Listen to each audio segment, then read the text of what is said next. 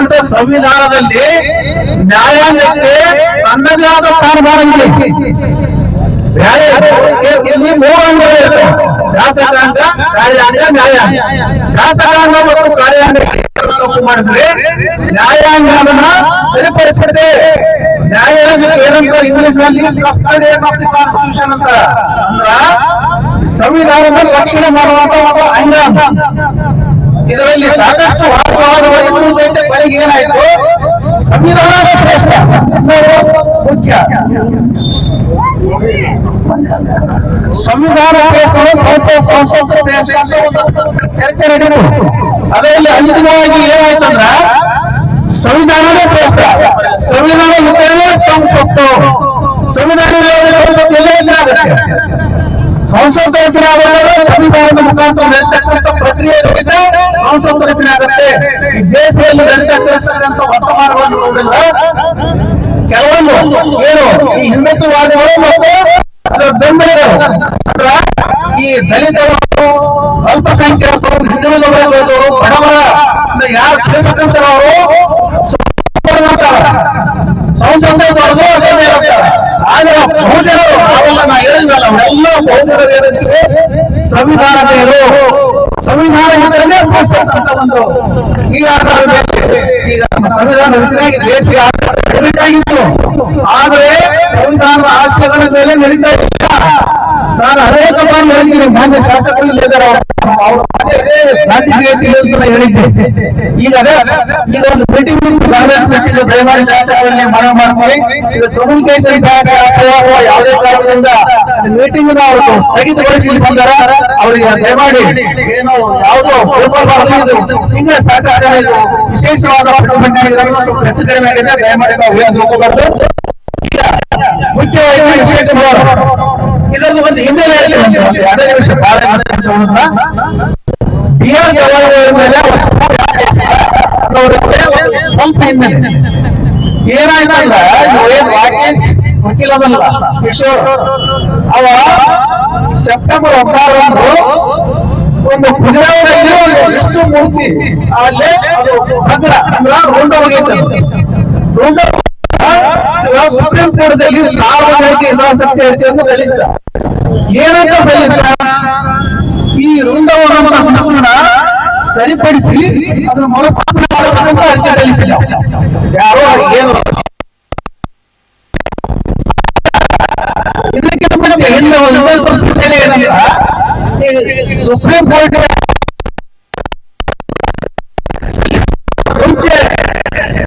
ಸರ್ಕಾರ, ಕೇಂದ್ರ ಸರ್ಕಾರದ ಸಾಂಸ್ಕೃತಿಕ ಇಲಾಖೆ ಒಂದು ಪತ್ರ ಬರೆದಿದ್ದಾವ, ಅದೇ ಮನೆ ಮಾಡಿಕೊಂಡಿದ್ದ ಏನಂದ್ರೆ ವಿಷ್ಣುವರ್ಧನ ಸರಿಪಡಿಸ. ಆದ್ರೆ ಅದು ಯಾಕೆ ಅವರು ತಿರಸ್ಕಾರ ಮಾಡಿ ಸೆಂಟ್ರಲ್ ಗವರ್ಮೆಂಟ್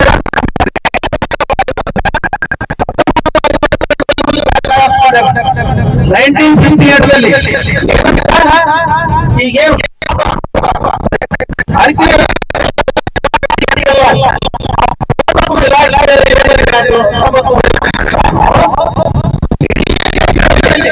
ಯಾವುದೇ ಮುಗಿದು ಇರ್ಬೋದು, ಯಾವುದೇ ಯಥಾಸ್ಥಿತಿ ಕಾಯ್ದುಕೊಂಡು ಹೋಗ್ಬೇಕು. ಕೈ ಮುಗಿದಿರಲಿ, ಕಾಲು ಮುಗಿದಿರಲಿ, ರುಂಡ ಮುಗಿದಿರಲಿ, ಏನೇ ಇರಲಿ, ಯಾರಿಗೂ ಅಧಿಕಾರ ಇಲ್ಲ, ಮೊತ್ತ ಅಧಿಕಾರಿ ಯಾರಿಗಿಲ್ಲ ಅಂತ ಒಂದು ಕಾಯ್ದೆಯಿಂದ ನಮ್ಮ ಸರ್ವೋಚ್ಚ ನ್ಯಾಯಾಲಯದ ಮುಖ್ಯ ನ್ಯಾಯಾಧೀಶರು ಅವರು ವಕೀಲಿಗೆ ಹೇಳಿದ್ರು ಏನಂತ, ಇದು ನೋಡಮ್ಮ ಸಾರ್ವಜನಿಕ ಹಿತಾಸಕ್ತಿ ಅರ್ಜಿಯಲ್ಲಿ ಬರಲ್ಲ, ಇದನ್ನು ಪ್ರಚಾರಕ್ಕಾಗಿ ನೀವು ಮಾಡಬೇಕು ಅಂತ ಹೇಳಿದ್ರು. ಅವ್ರು ಸತ್ಯ ಹೇಳಿಲ್ಲ, ಪದೇ ಪದೇ ಅದೇ ಹೇಳ್ತೀವಿ ನಾವು,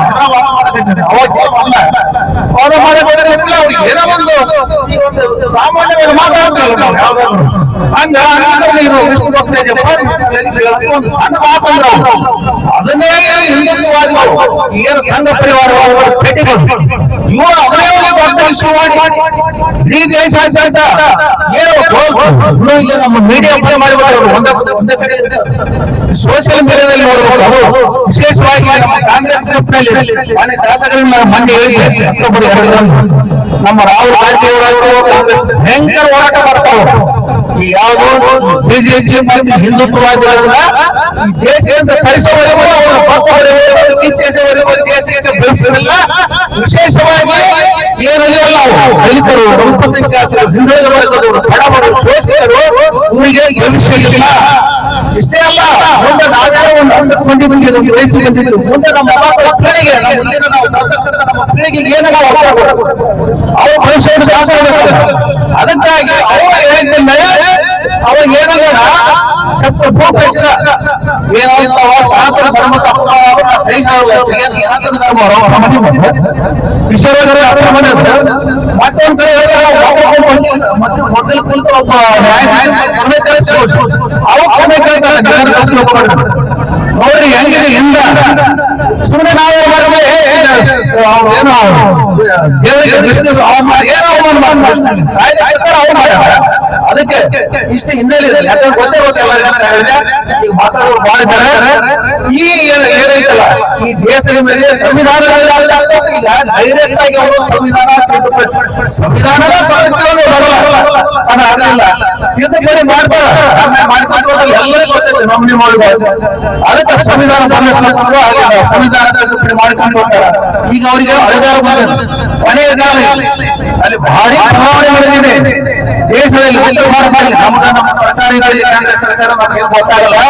ಅದಕ್ಕೆ ನಾವು ಹೇಳೋದಿಷ್ಟೇ, ಸಂವಿಧಾನ ಉಳಿಸಬೇಕು, ಪ್ರಜಾಪ್ರಭುತ್ವ ದೇಶದಲ್ಲಿ ಉಳಿಬೇಕಂದ್ರೆ ಇಂತಹ ಸಂಸ್ಥೆಗಳು ಈ ಮನವಾಗಿ ನಿನ್ನೆ ಬಾಯಿಯಲ್ಲಿ ಘಟನೆ ನಡೆಯಬೇಕಾಗಿರೋದು ದೊಡ್ಡ ಘಟನೆ ನಡೆಯಬೇಕಾಗಿದೆ. ಒಂದು ಕಾರಣ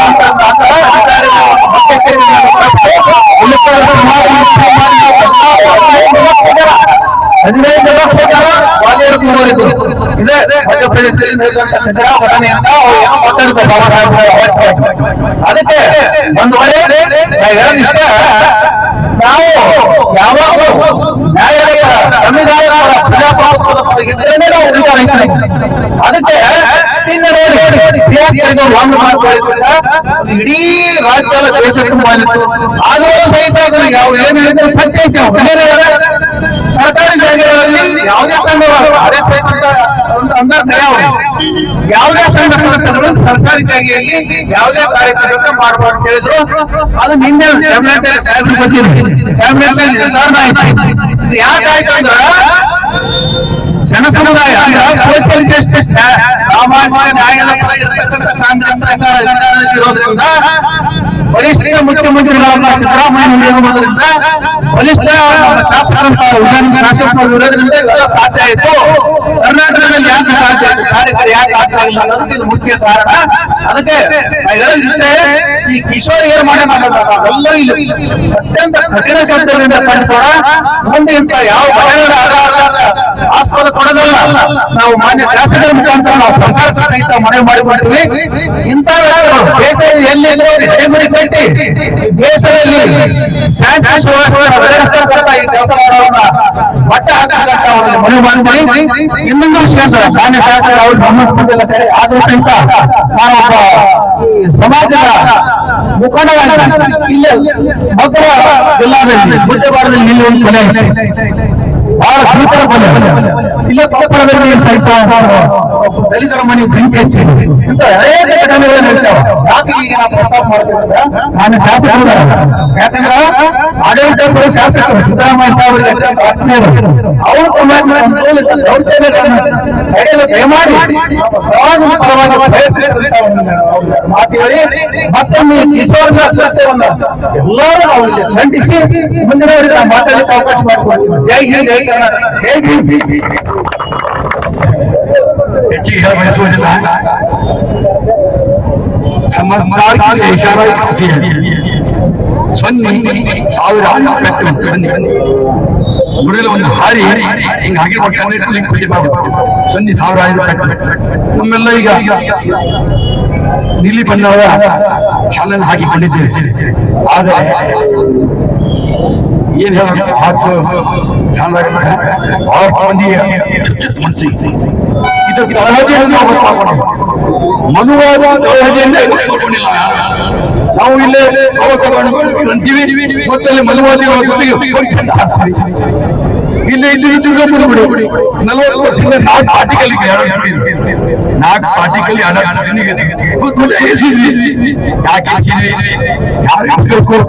ಸಮಾಜದಲ್ಲಿರುವಂತ ಮುಖಂಡರಿಗೆ ಸಿದ್ಧಾಂತ ಅನುವಾದ ಅಂದ್ರೆ ಏನು? ಈ ದೇಶದಲ್ಲಿ 100 ವರ್ಷಗಳ ಕಾಲ ಸಂಸ್ಥೆಯಾಗಿ RSS 100 ವರ್ಷ ಆಚರಣೆ ಮಾಡ್ತೇವೆ. ಅದೆಲ್ಲ ಸಹಕಾರ ನಮ್ಮಲ್ಲಿ ಎಲ್ಲರಿಲ್ಲ, ಅದೆಲ್ಲ ಸಹಕಾರ. ಅದು ದಯವಿಟ್ಟು ನಾನು ಹೇಳ್ತೀನಿ, ನಮ್ಮದೇ ಸಂಗಿಲ್ಲ ವಾಲ್ಮೀಕಿಯ ರಾಮಾಯಣ ಬೇಕು, ವಾಲ್ಮೀಕಿಯ ರಾಮಾಯಣ ವಾಲ್ಮೀಕಿಯ ರಾಮಾಯಣ ಬೇಕು. ಆದ್ರೆ ವಾಲ್ಮೀಕಿ ಬೇಡ, ಯಾಕಂದ್ರೆ ನೋಡಿ ಕಿತ್ಕೊಂಡಲ್ಲ ಇಷ್ಟೇ ಜಗತ್ತಿನ ಇಷ್ಟೇ. ನೀವು ನಮಗೆ ಬೇಕು, ನೀವು ನಮಗೆ ಬೇಕು, ಅದು ನಮಗೆ ಇಲ್ಲ. ಗವಾಯಿಗಳಿಗೆ ಶುದ್ಧ ಒಂದು ನಾವು ತಿಳ್ಕೊಂಡ್ವಿ, ಅವ್ರು ಗವಾಯಿಗಳಿಗೆ ಅನ್ನ ಅದ್ರ ಹಿಂದೆ ಒಂದು ಭಾವಚಿತ್ರ ಇರುತ್ತೆ. ದೇಶಕ್ಕೆ ಸ್ವತಂತ್ರಗೊಳಿಸಿದಂತ ಮಹಾತ್ಮ ಗಾಂಧಿ ಭಾವಚಿತ್ರ ಇರುತ್ತೆ. ಆ ಭಾವಚಿತ್ರಕ್ಕೆ ಆದಂತ ಅವಮಾನ ಇಂಟುಗಳು ಗವಾಯಿಗಳು ನಮ್ಮವರೇ ಅದು ಭಾವಚಿತ್ರ ಯಾವ್ದಿರುತ್ತೆ ಕೋರ್ಟಲ್ಲಿ? ಮಹಾತ್ಮ ಗಾಂಧೀಜಿ ಇರುತ್ತೆ, ಡಾಕ್ಟರ್ ಬಾಬಾ ಸಾಹೇಬ್ ಅಂಬೇಡ್ಕರ್ ಅವರು ಇರುತ್ತೆ. ಅವರು 100 ವರ್ಷದಿಂದ ನಮ್ಮ ಈ ಸಂವಿಧಾನವನ್ನು ವಿರೋಧಿಸುತ್ತಾ ಬಂದಿದ್ದಾರೆ. 100 ವರ್ಷದಿಂದ ನಮ್ಮ ಚಂಡವನ್ನು ವಿರೋಧಿಸುತ್ತಾ ಬಂದಿದ್ದಾರೆ, ಎದ್ದು ವಿರೋಧಿಸುತ್ತಾರೆ. ಆದ್ರೆ ಅವ್ರು ಇರೋ 2% ಇರುವಂತ ಜನ, 2% ಇರುವಂತ ಜನ. ಮೊನ್ನೆ ಒಬ್ಬರು ಹೇಳುವ ಮಾತಿನ ನಮ್ಮ ಮುಖ್ಯವಾದ,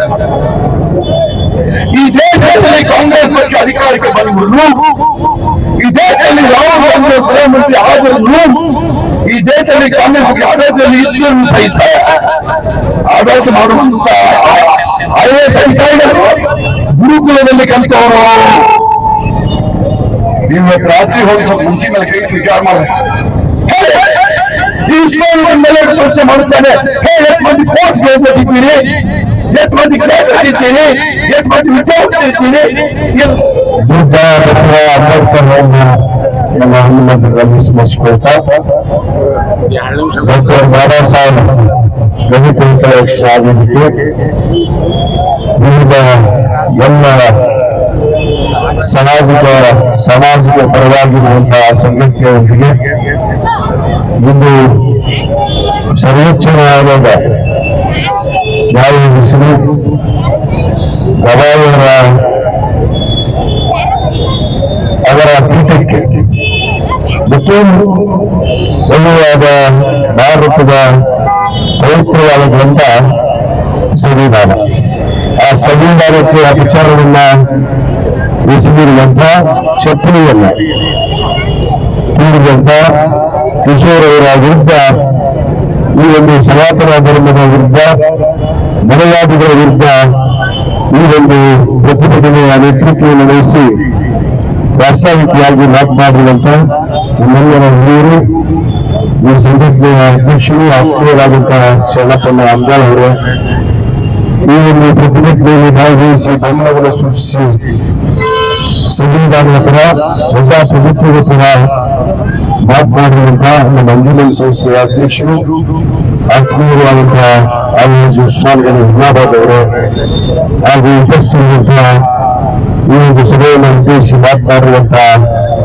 ನಮ್ಮ ಹಿಂದಿನ ಬ್ಲಾಕ್ನ ಅಧ್ಯಕ್ಷರಾದಂತಹ ವಿಜಯ ಮಾತೇಶ್ ಗಜನಕೇರಿ ಅವರು ಹಾಗೂ ಉಪಸ್ಥಿತಿರುವಂತಹ ಎಲ್ಲ ನಗರಸಭೆಯ ಸದಸ್ಯರು ಹಾಗೂ ಎಲ್ಲ ಗುರು ಹಿರಿಯರೇ, ತಾಯಂದಿರೇ, ಯುವ ಮಿತ್ರರೇ, ಮಾಧ್ಯಮದ ಸ್ನೇಹಿತರೆ ಹಾಗೂ ನಮ್ಮ ಹಿಕ್ಕಲ್ ಬ್ಲಾಕ್ ಕಾಂಗ್ರೆಸ್ನ ಅಧ್ಯಕ್ಷರಾದಂತಹ ಅಬ್ದುಲ್ ರಜಾಕ್ ಖಟ್ಗಾರ್ ಅವರು ಹಾಗೂ ನಮ್ಮ ಹಿಕ್ಕಲ್ ತಾಲೂಕಿನ ದಂಡಾಧಿಕಾರಿಗಳಾದಂತಹ ಅಂಬರೀಶ್ ಶವಾರ್ ಅವರು ಹಾಗೂ ಎಲ್ಲರಿಗೂ ನನ್ನ ಶರಣಾರ್ಥಿಗಳು.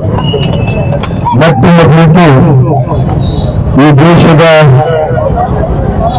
ವಿರೋಧಿಗಳು, ಈ ದೇಶದಲ್ಲಿ ಏನು ಸನಾತನ ಧರ್ಮ ಅಂತ ಹೇಳ್ಕೊಂಡು ಮನವಾದಿಗಳು ಇವತ್ತು ಈ ದೇಶದ ಪವಿತ್ರವಾದ ಗ್ರಂಥ ಸಂವಿಧಾನದ ಬಗ್ಗೆ ಅವರಿಗೆ ಅರಿವಿಲ್ಲಾರ್ಬೋದು. ಇವತ್ತು ಈ ದೇಶದ ಸರ್ವೋಚ್ಚ ನ್ಯಾಯಾಲಯದ ಅಂಕೈತಿ ಒಂದು ಸಂವಿಧಾನದಲ್ಲಿ ಅತ್ಯಂತ ಶ್ರೇಷ್ಠ ಒಂದು ಪೀಠ ಅಂದ್ರೆ ಅದು ಸರ್ವೋಚ್ಚ ನ್ಯಾಯಾಲಯ ಅಂತ ನಾನು ಭಾವಿಸ್ತೀನಿ. ಇವತ್ತು ಆ ಸರ್ವೋಚ್ಚ ನ್ಯಾಯಾಲಯದ ಒಬ್ಬ ನ್ಯಾಯಮೂರ್ತಿಗಳು ಅವ್ರಿಗೆ ಎಷ್ಟು ಗೌರವ ಇದೆ ಆ ಸ್ಥಾನಕ್ಕೆ, ವ್ಯಕ್ತಿಗಲ್ಲ ಇದೆ ಆ ಸ್ಥಾನಕ್ಕೆ. ಅದು ಸಂವಿಧಾನಾತ್ಮಕವಾಗಿ ಬರುವಂತ ಒಂದು ಹುದ್ದೆ. ಆ ಹುದ್ದೆಗೆ ಎಷ್ಟು ಅಪಮಾನವನ್ನು ಎಸೆದು ಸುಳ್ಳು ಎಸೆದು ಇವತ್ತೇನು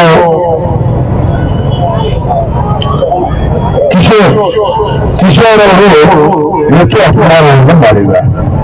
ಬಹುತೇಕ ನಮ್ಮ ದೇಶ ಇವತ್ತು ಕಳೆದ 78 ವರ್ಷದ ಒಂದು ಸ್ವಾತಂತ್ರ್ಯವನ್ನು ನಾವು ಸಂಭ್ರಮದಿಂದ ಜಾತ್ಯತೀತ ತಳಹಾದಿಗಳು ಈ ದೇಶ ಇದು ಸಂವಿಧಾನ ಒಂದು ಜಾತ್ಯತೀತ ತಳಹಾದಿಗಳ ರೀತಿ ರಚಿಸಲಾಗಿದೆ.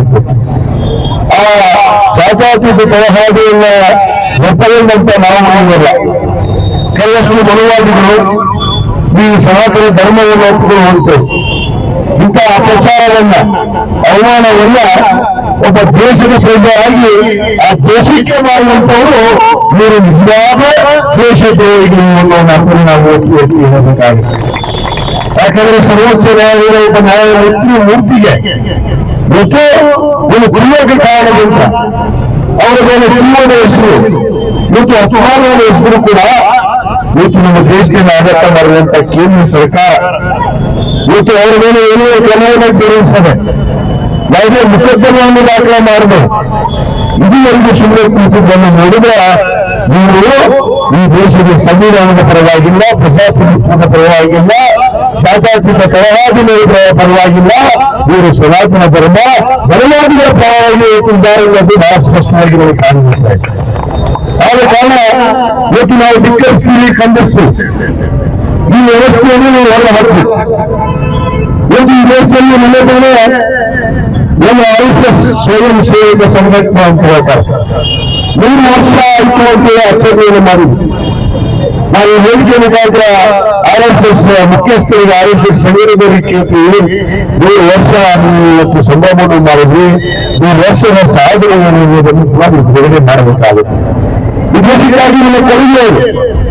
ಈ ದೇಶಕ್ಕಾಗಿ ಏನು ಮಾಡಿದರು ಈ ಮನವಾದಿಗಳು ಈ ಒಂದು ಸನಾತನ ಧರ್ಮದ ಹಿನ್ನೆಲೆಯುವಂತಹ ಒಂದು ಸಂಘಟನೆ ಅಂದ್ರೆ ಅದು RSS ಅನ್ನೋದನ್ನು ನಾವು ಬಹಳ ಸ್ಪಷ್ಟವಾಗಿ ಸಂಘಟನೆ ಹೇಳಬೇಕಾಗುತ್ತೆ.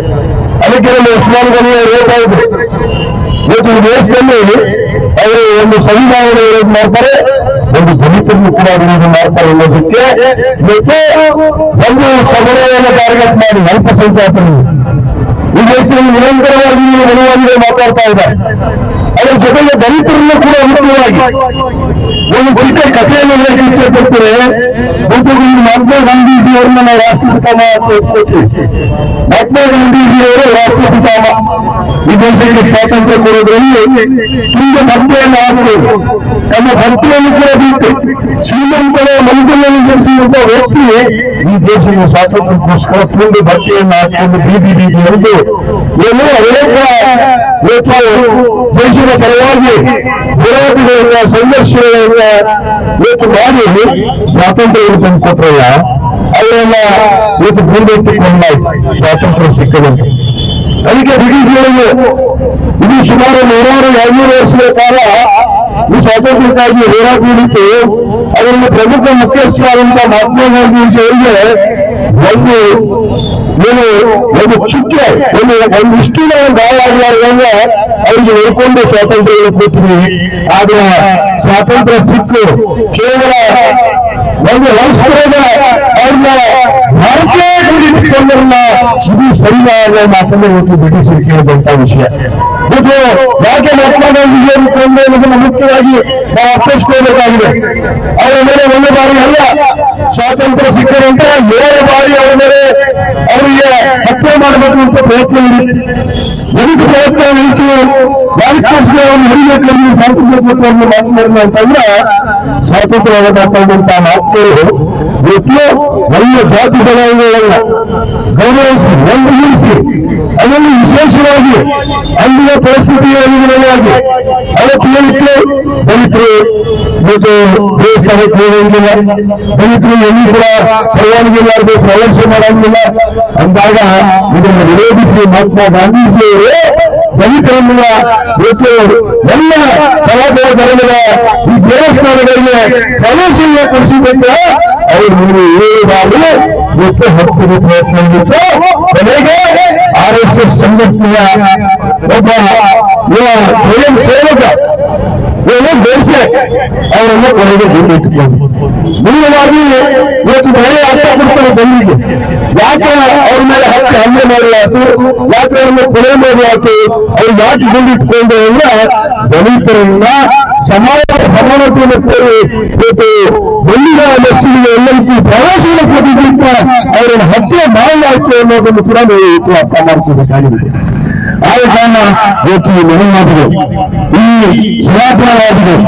ಇವತ್ತು ಈ ದೇಶವನ್ನ ಈ ದೇಶವನ್ನು ಇದ್ದಾಗ ಮಾಡಬೇಕು ಅನ್ನೋ ಒಂದು ಹುನ್ನಾರದಿಂದ ಇಂಥ ವ್ಯವಸ್ಥೆ ನಡೆಸಿದ ಮಿಸ್ಟರ್ ಅಡ್ವೊಕೇಟ್ ಕಿಶೋರ್ ಅವರು ಅಲ್ಲಿ ಶೂವನ್ನು ಎಸೆದಿ ಸುಮ್ಮನೆ ಬರಲಿಲ್ಲವ, ಹೊರಗಡೆ ಬಂದು ಜೈ ಸನಾತನ ಧರ್ಮ ಅಂತ ಹೇಳಿ ಘೋಷಣೆಯನ್ನು ಕೂಡಿದಂತ ಒಬ್ಬ ನೀಚ ಲಫಂಗ ದೇಶದ್ರೋಹಿ ಯಾರು ಅಂದ್ರೆ ಅದು ಕಿಶೋರ್ ಅಂತ ಒಬ್ಬ ನ್ಯಾಯವಾದಿಗಳು ಅನ್ನೋ ಮಾತನ್ನ ನಾವು ಹೇಳಬೇಕಾಗತ್ತೆ. ಅದಕ್ಕೆ ಬಂಧುಗಳೇ, ಇದು ಕೇವಲ ಒಂದು ಸಮುದಾಯ ಸೇರಿ ಇವತ್ತು ಈ ಹೋರಾಟಗಳು ನಡೀಬಾರ್ದು. ವಿಜಯ ಮಾತೇಶ್ ಗದ್ದರಿಕೆಯವರು ಹೇಳಿದ ಹಾಗೆ ಭಾರತ ದೇಶದ ಪ್ರಜೆ ಅನಿಸಿಕೊಂಡಿರುವಂತಹ ನಾವೆಲ್ಲ ಪ್ರತಿಯೊಬ್ಬ ಪ್ರಜೆ ಈ ಒಂದು ವಿರೋಧ ಇವತ್ತು ಖಂಡನೆಯನ್ನ ಮಾಡಬೇಕು, ಇದನ್ನು ವಿರೋಧಿಸಿ ಧಿಕ್ಕರಿಸಬೇಕು. ಇದಕ್ಕೆ ಇಷ್ಟಕ್ಕೆ ಸುಮ್ಮನೆ ಕೂಡಬಾರ್ದು, ಕೇವಲ ಪ್ರತಿಭಟನೆ ಮಾಡುವ ಫಲ ಸಿಗೋದಿಲ್ಲ. ಇದು ಒಂದು ಹಂತಕ್ಕೆ ಬರಬೇಕು. ಈ ದೇಶ ವಿರೋಧಿ ಚಟುವಟಿಕೆಯನ್ನ ಮಾಡುವಂತವರು ಈ ಸನಾತನ ಧರ್ಮ, ಈ ಏನು ಸ್ವಯಂ ಸೇವಕ ಸಂಘಟನೆ ಇದೆ ರಾಷ್ಟ್ರದಲ್ಲಿ 100 ವರ್ಷಗಳ ಕಾಲ ಏನು ನಾವು ಬಹಳಷ್ಟು ಮಾಡಿದ್ದೀವಿ ಅಂತ ಹೇಳಿದ್ರು.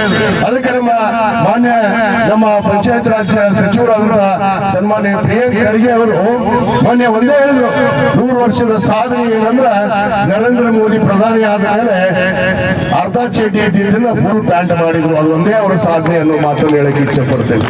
ಅವ್ರು ಮಾಡಿದ್ದು ಒಂದೇ, ಅರ್ಧ ಹಾಫ್ ಚಡ್ಡಿ ಇತ್ತು, ಅದ್ರ ಫುಲ್ ಚಡ್ಡಿ ಮಾಡಿದ್ರು ನರೇಂದ್ರ ಮೋದಿ ಬಂದು. ಇದೇ ಇವ್ರ ಸಾಧನೆ. ಇವ್ರ ಸಾಧನೆ RSS ಸಾಧನೆ ಒಂದೇ. ನಾವು ಹಿಂದೂಗಳ ವಿರೋಧಿ ಅಲ್ಲ, ನಾವು ಯಾವುದೇ ಧರ್ಮ ಯಾವುದೇ ಜಾತಿ ವಿರುದ್ಧ ಮಾತಾಡ್ತಾ ಇಲ್ಲ.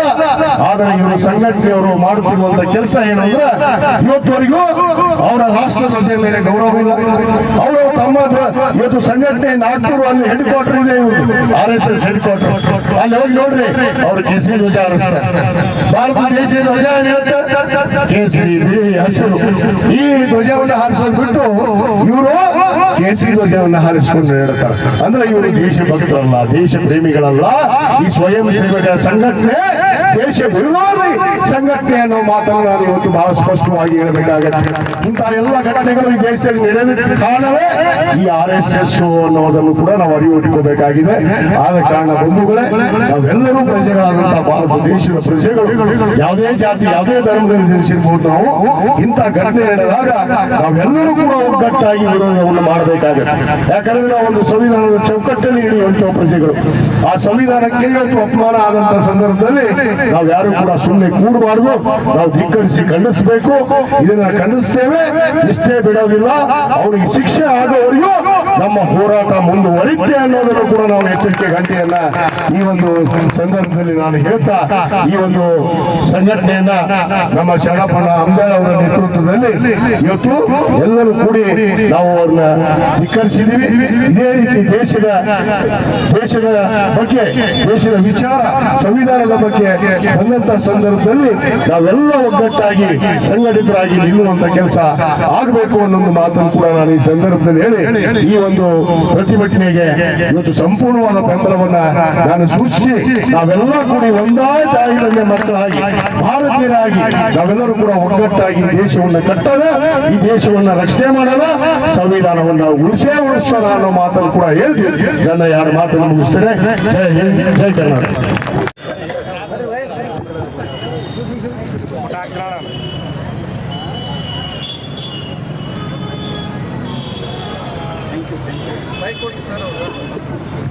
ಸರ್ ಎಲ್ರಿಗೂ ನಮಸ್ಕಾರ.